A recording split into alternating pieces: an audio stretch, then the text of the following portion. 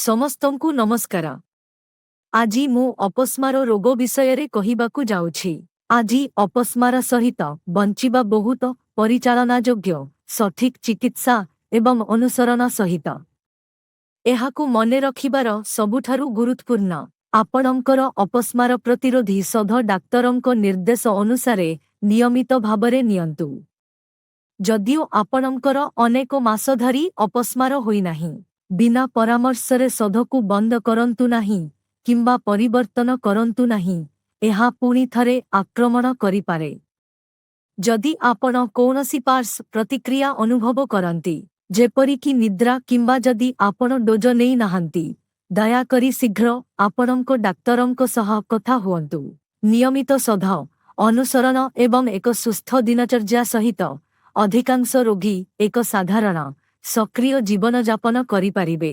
आमे एकाठी कार्य कले आपणंकर चिकित्सा सबुठारु भल काम करे।